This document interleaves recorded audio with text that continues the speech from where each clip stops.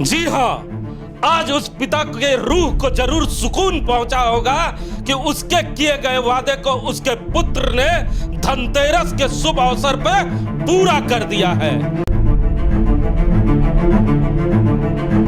बोकारो के इतिहास में आज उस मान की मान सम्मान रखी गई थी जिससे आज से बरसों पहले बेरमो के पूर्व विधायक राजेंद्र प्रसाद सिंह ने एक पत्रकार के लिए किया था वादा। जी हाँ, पत्रकार को वादा। अमूमन देखा जाता है कि बोकारो ही नहीं पूरे झारखंड में चुनाव लड़ने से पहले लोग पत्रकारों से कई वादे किया करते हैं, लेकिन चुनाव जीत जाने के बाद उसी पत्रकार को दरकिनार कर दिया करते हैं। लेकिन पूर्व विधायक राजेंद्र प्रसाद सिंह के पुत्र ने एक ऐसा काम किया है जिसकी चर्चाएं बोकारो जिले में हो रही है।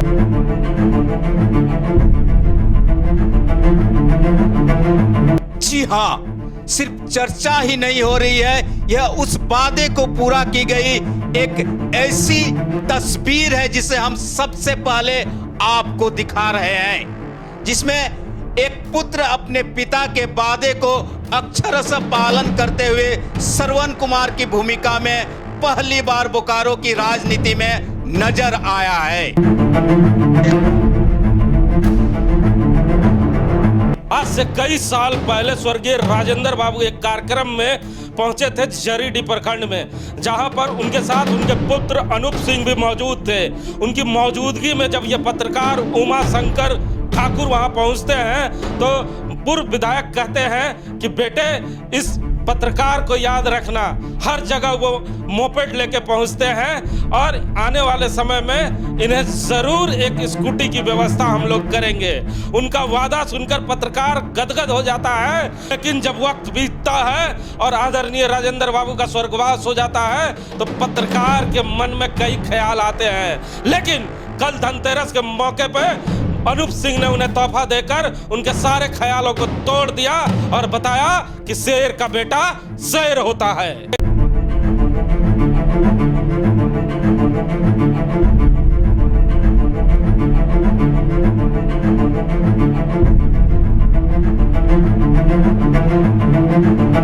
देखा ना आपने तस्वीरों को, जहां पर ठाकुर साहब कितने खुश नजर आ रहे हैं। अपने मोपेड से हटकर स्कूटी पे बैठने के बाद उनके चेहरे की जो खुशी थी उस खुशी को देखने में बढ़ रहा था। हमारे साथ राम नारायण शर्मा है। शर्मा जी, इस प्रयास को क्या कहेंगे?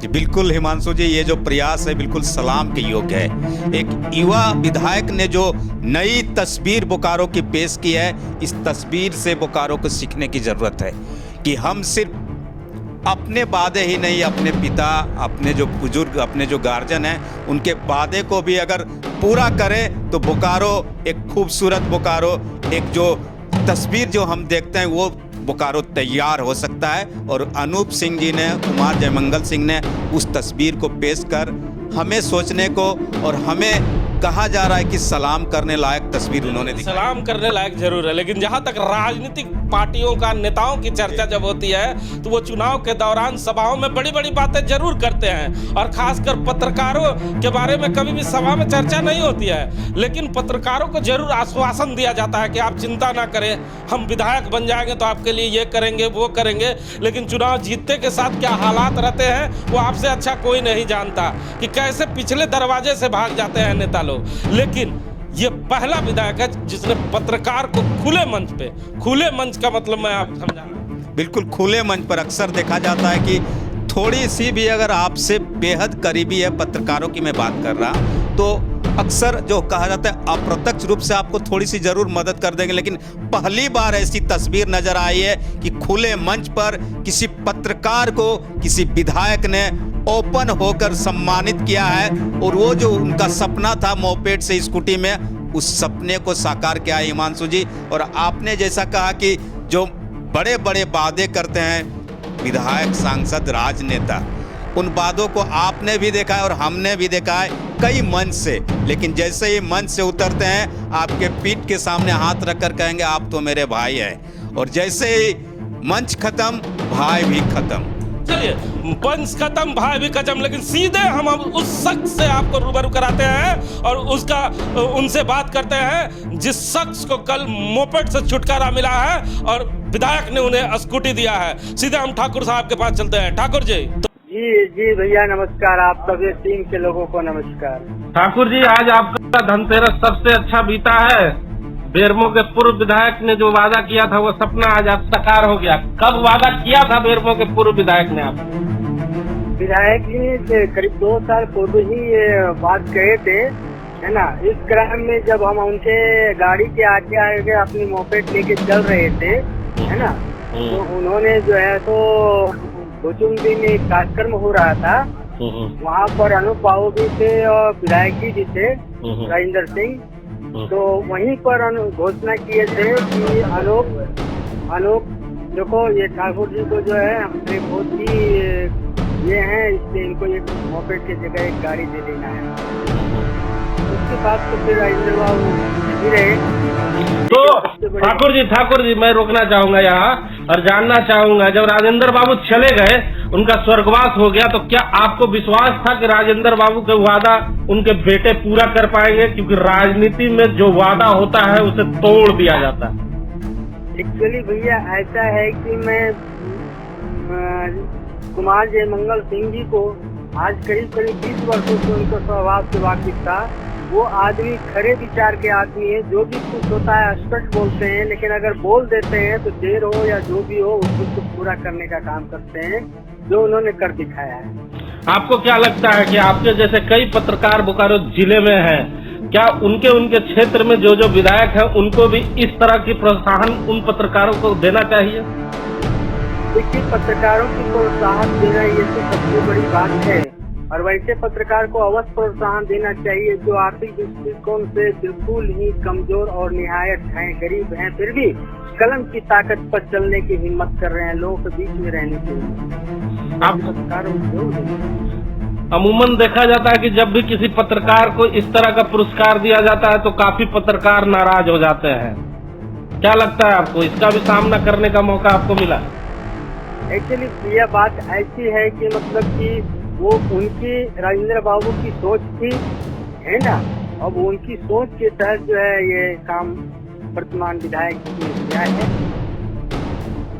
तो अब कलम केवल कांग्रेस पार्टी के लिए चलेगी कि तमाम पार्टियों के लिए चलेगी? सर ऐसा है कि कांग्रेस पार्टी के विधायक हैं और कांग्रेस पार्टी से एक्चुअली ये है, लेकिन हर व्यक्ति को कहीं न कहीं एक लगाव बना रहता है।